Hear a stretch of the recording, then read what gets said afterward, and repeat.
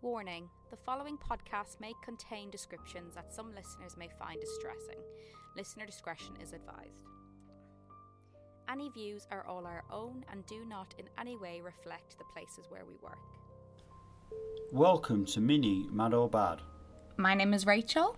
And I'm Neil. And this week we shall be talking about the phenomenon of victim blaming. So we'll get straight into it. The phenomenon of victim blaming can be described as holding the victim of a crime at fault for that very crime that befell them. The term has historical links to racism and social injustice of black people in the United States and was originally coined by the psychologist William Ryan in his book Blaming the Victim, which was published in 1971. Ryan's book was actually written to refute the theory of Moynihan's work in 1965, titled The Negro Family, The Case for National Action. Basically, to put it short, Moynihan attributed the experiencing of low socioeconomic status, poor housing and violence experienced by black people to and in quotes, disrupted familial structure, as opposed to the fact that these factors in reality are due to social structures and other complicated political factors completely outside of the control of the victims themselves. According to the As One project, experiencing victim blaming can be critically damaging to someone who has been a victim of sexual violence. Survivors commonly experience a loss of sense of personal safety, a loss of control over their own body, and an increased sense of vulnerability in the aftermath of an assault. Because sexual violence involves a violation of one of the most intimate parts of a person, both physically and emotionally, hearing insinuations that the survivor somehow brought that pain onto themselves can severely worsen feelings of self-blame that they may already be experiencing. Even hearing victim-blaming comments not directed towards a survivor can cause a chilling effect that might lead a survivor to not disclose the past experience for fear of shame and judgment. This is part of why it is so important to challenge victim-blaming statements if you hear them. You never know the experiences of those around you. Victim blaming that takes place both on individual and societal levels is a significant threat to survivors being able to safely disclose their experiences and seek help. So looking at modern day victim blaming, we tend to see this mostly with females who have experienced sexual assault and rape, but it can also be in relation to more mundane criminal experiences or experiences of crime such as robbery or pickpocketing. So rape victims are blamed for what they wear, how they behave. Because we had a talk about this actually. We listened back to the Dawn Ashworth and Linda Mann episode, didn't we? Just as a, like a quality control thing. Just listen back and just see how we might be able to. And I came across... It was Dawn, wasn't it, that was walking back along the path? No, it was Dawn. And it was... And I said, what did I say? Well, it was in daylight, wasn't it, or something? And I basically said something along the lines of... kind of insinuating that she shouldn't be walking in a quiet kind of a place on her own, but it's like actually she should be able to walk wherever she needs to walk. Well, I think because it's the person who did the crime that's at fault here, not anyone else. I think we said that, but to be fair to you though, Rachel, when you said that, it was only because obviously we knew what happened. Well, everyone knows now that listened to it. We knew what happened to her, so it was only out of I think some of that because we researched the case. No, I think it's a perfect example of victim blaming though. So rape victims, as I said, are blamed for what they wear, how they behave, where they go, what they do, as if to say that somehow they've brought it upon themselves, which is obviously completely wrong. But similarly, victims of robbery are blamed for, for example, leaving their phone in their back pocket or, leaving a window open or something. But it's actually, in reality... Yeah, they're not asking for that crime to take place. No, they're not. They're not. But I think when you talk about victim blaming, again, I'm probably now victim blaming, but when you see it's especially women, isn't it? When they've got the mobile phone, sometimes like in the back pocket of the jeans. You should be able to do that. You It's should the be able criminal to, it's the criminal that's choosing to be a criminal. Yeah, but any conversation as regarding victim blaming has to be borne in mind the actual society that we're living in, if that makes any sense at all. We're not living in a utopia where things don't happen, do they? And it's not about victim blaming. But things don't just happen. People choose to. No, absolutely. Do it's things. Not about victim blaming. I'm the last person that would. But sometimes when you see phones in the, you've got these phones that can be. I mean, what Yeah, but is it? if you saw a phone though, you wouldn't nick it. I wouldn't nick it, but it does make me. But I see it and I think, Jesus, And I suppose I've got to stop myself there because I was going to say, Jesus, you're flipping asking to get your phone nicked. But that's victim blaming. Yeah.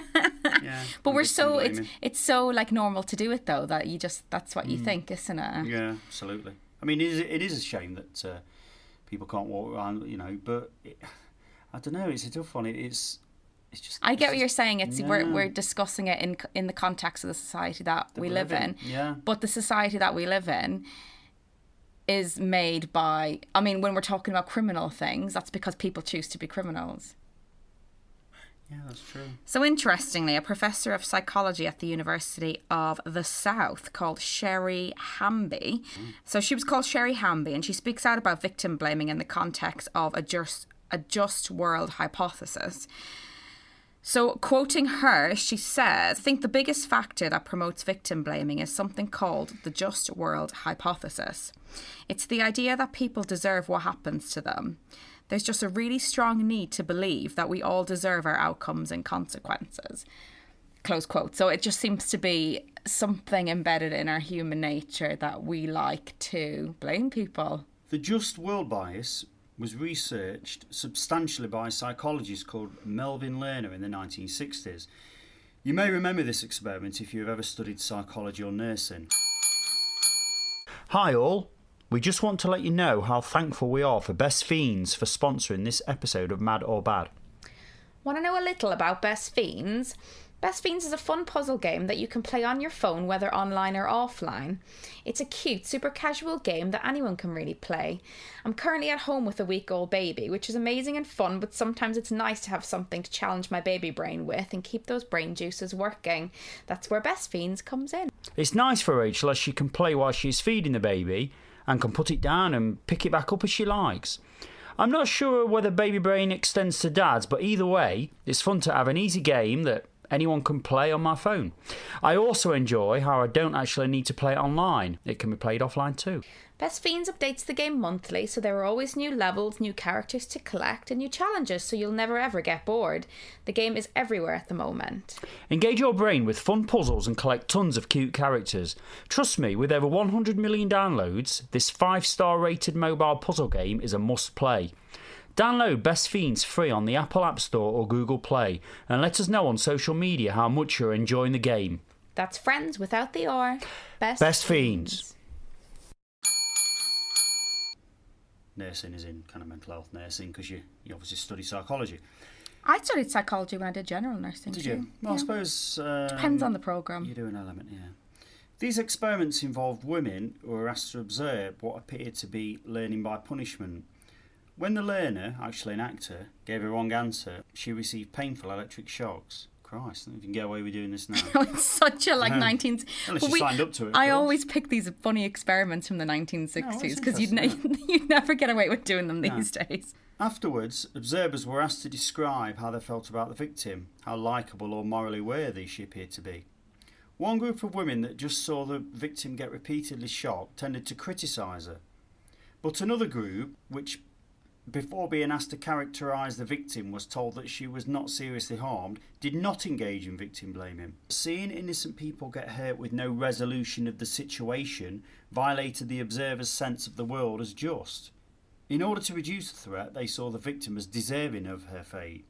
Several other iterations of this experiment showed that the more innocent the experimenters made the victim, seeming an unresolved situation, the more she was devalued. Interesting. It's just a weird experiment, though, isn't it? An excellent example of victim blaming in real life and at its absolute worst is a trial that took place in Cork, Ireland in 2018. Names are not published to protect the victim, who was 17 years old at the time, and also the name of the alleged perpetrator has not been published because he got off. So, well, he got off, or well, we'll see. I mean, I don't know whether he is guilty or not, but Yeah, they just didn't. Off. He was found not guilty. Yeah. Yeah, I mean, he was found not guilty. So a 27-year-old male was alleged to have raped the 17-year-old girl. I don't think the finer details of the trial should even be, spoken about. It's really not applicable in a sense to this case. However, you'll be surprised and disgusted by what I'm about to describe. So bearing in mind that this all happened in court, as part of the defence lawyer told the jury, this was in the closing statement, and this is in quotes, "You have to look at the way she was dressed. She was wearing a thong with a lace front," in quotes. He literally held up a pair of knickers in front of the whole court in his closing argument. I mean, I have no words. And I was going to say something really sexist, like it's typical, it was a man, but actually that would be really sexist. So I'm going to hold back on that. So basically, he's a defence lawyer, isn't he? I mean, who's to say that a woman wouldn't do the same? I know what you're saying. No, that is sexist, though. You shouldn't say that, because I can't presume a woman wouldn't do the same. In his closing argument, the defence lawyer was trying to argue that wearing lacy knickers implied consent to sex, which is obviously fucking ludicrous and a total load of bullshit. Even if, in a way, it did imply that maybe she was looking for somebody that night, I'm pretty sure she wasn't looking to get raped. Well, it doesn't imply consent, does it? No. It's just two separate, complete different things. You just, it just makes me so fucking angry. Yeah. And the accused was subsequently acquitted. I mean, I don't know the ins and outs of this case. Yeah, that's right. I mean, the chap... Whether he did it or not, I don't know. But the discussion around the lacy knickers being, consent. she was looking for it. Yeah. That's just fucking disgusting. And again, she may have been that night, but that does not... Well, we've all been out clubbing, we've all been, at that age. That's fine, but that we're not asking to get raped. No, absolutely. Totally. And we're also entitled to change our mind at whatever point that may be. Needless to say, there was absolute uproar in Ireland.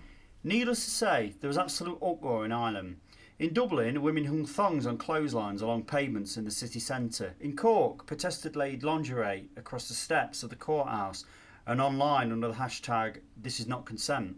Irish women posted photographs of their underwear in all shapes, colours and materials to protest the use of such techniques in court. Yeah, it's absolutely bloody ridiculous. It's fucking, ridiculous. It makes me so angry. And you've got that angry. 17-year-old girl who was in court, presumably at the time. Yeah.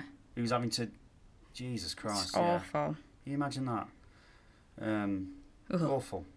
Mary Crilly, director of the Cork Sexual Violence Centre, said, I quote, "My issue isn't just the barrister, it's the system that allows it." She also said, "What a woman wears is her business and does not indicate interest or consent.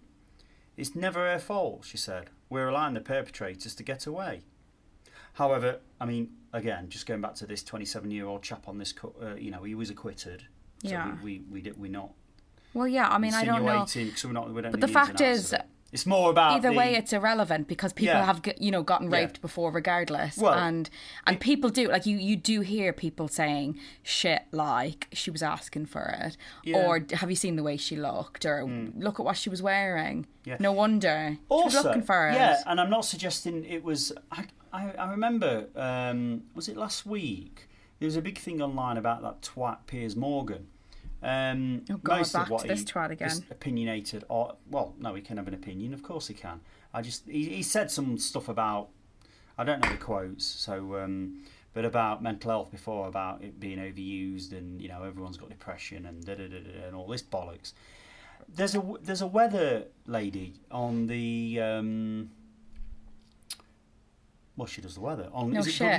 Good Morning TV, GMT, whatever it's called. AMTV, whatever. GMTV. Is that what it's called? I don't know. Do you mean the Lorraine show? No, that she starts at 9 o'clock. The one that's before. Oh, I don't know. It's on ITV. Good Morning or something. Yeah, it's on ITV anyway, and I think her name's is it Laura Tobin who does the weather. She had these kind of leather, whether they were leather or not, or leather look tight trousers. Which are in fashion at the moment. Yeah, so not that it should make a difference. And she wants to wear them, so, you know. Well, and Piers Morgan said something along the lines of, this is online anyway, saying something along the lines of, he didn't insinuate that she should be raped. I'm not saying that at all, Piers Morgan, if you're listening to this. I know you didn't. I hope you're not, though, because we don't like you. But anyway, he said something along the line, this is live on telly, something along the line of, first I think he called them hot pants, and then he said, oh, you're wanting to get noticed. That is so fucking... And she said something like, no, I like them. They feel nice on, and, you know, and what's wrong with... Wearing a pair of trousers? If she looks in a mirror and thinks, yeah, I look nice in them, what's wrong with that? Well, the thing is, though... It might not be to get noticed. But no one would ever say that to a man. Not on a prime time... It would never happen. No.